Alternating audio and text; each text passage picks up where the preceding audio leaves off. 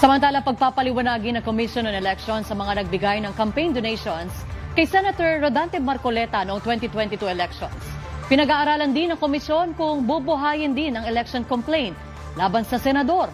Si Juan Antonio nakatuto. Ipapasampina ng Law Department ng COMELEC ang mga campaign donors ni Senador Rodante Marcoleta kaugnay sa hindi umano nila pagsusumite ng Certificate of Donation noong nakaraang taon.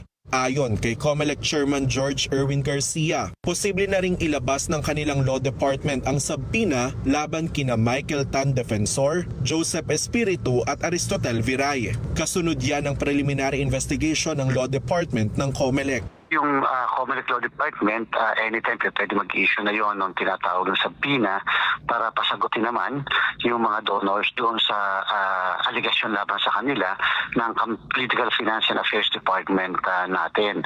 Nilinaw rin ng COMELEC na ang pagsabpina sa 3 campaign donors ni Marcoleta ay upang mabigyan sila ng pagkakataon na makapaghain ng kani-kanilang counter affidavit. Matatanda ang ibinasura ng COMELEC ang reklamo laban kay Senador Marcoleta dahil sa Peñera versus COMELEC doctrine. Depensa kasi ng senador, natanggap niya ang 75 million pesos na campaign donations bago pa nagsimula ang kampanya. Ang mga paliwanag na yan ni Marcoleta hindi naman nakalusot sa Office of the Ombudsman. Maituturing raw kasing plunder ang pagtanggap ng senador ng 75 million pesos noong nakaraang taon. Dagdag pa sa reklamong haharapin ng senador ang indirect bribery na inirekomenda rin ng field investigation ng Ombudsman. Handa namang ibigay ng COMELEC sa Ombudsman ang mga dokumento na makakatulong sa kanilang investigasyon.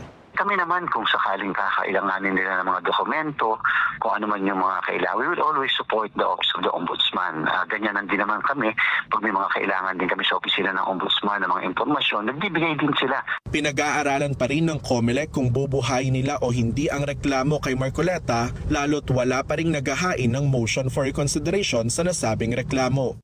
Juan Antonio, IBC News.